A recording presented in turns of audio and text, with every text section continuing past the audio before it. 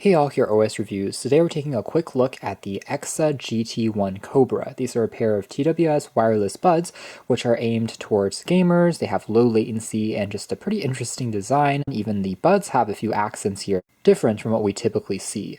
Overall, these are relatively affordable. They sell for under $50, but they are fairly basic aside from having low latency. They don't have active noise cancellation, nor does it have a companion app. IPX4 for water and splash resistance, as well as battery life that is rated to be 30 hours with the case.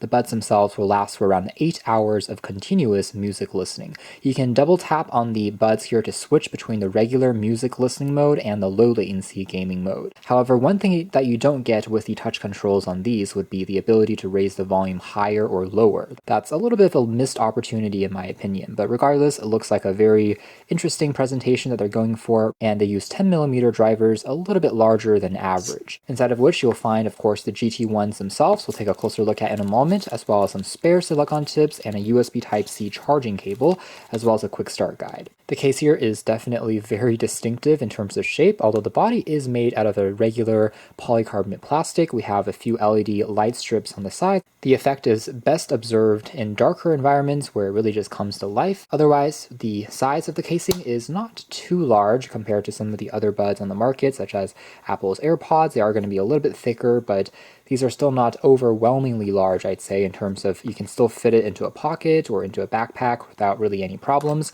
And aside from the logo and accent work, we have just the Type-C port on the back here for charging, and that is pretty much it. Closer look at the buds themselves. Again, the continuation of a snake head. Otherwise, we have more of those decorative LEDs that is like the eyes of the snake that they're going for. The entire stem area is touch sensitive, and it felt pretty responsive in my testing so far. Fairly traditional shape in terms of the ergonomics and comfortable in terms of wearing them.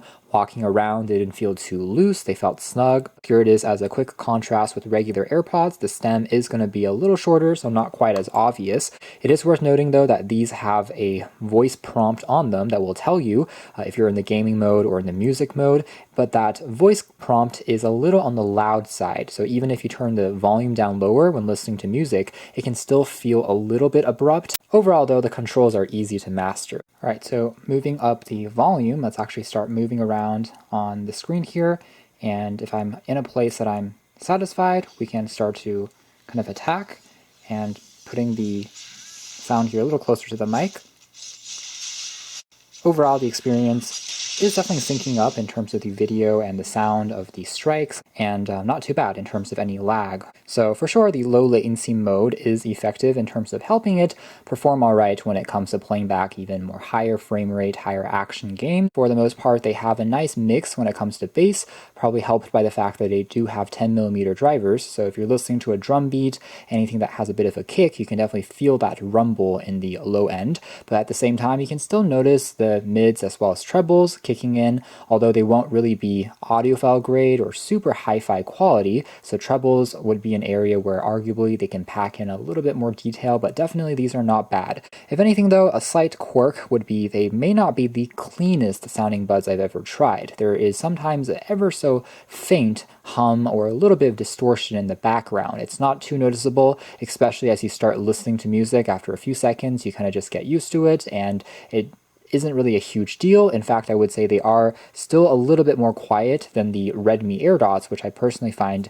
to have a little bit more of that white noise in the background, but that's just something to keep in mind. Honestly though, that's nitpicking because these are still budget buds at the end of the day, selling for under $50, often on sale for even less. And for what they are, I think you'll still be, for the most part, impressed with the listening and the audio experience. So that's more or less it as far as our hands-on review of this EKSA Cobra TWS wireless buds. I do think that the design is the part that maybe shines the most. It is pretty well constructed. Overall, it looks great. Everything in terms of the magnetics of holding things together, as well as that the overall low latency mode is functional. So if you are someone that likes to watch a lot of videos or doing gaming, these actually will fit the bill. So you can check out more details if you're interested in the links down below. For now, that's been our video. Thanks for watching here at OS Reviews. That's been the gaming centric GT1 wireless buds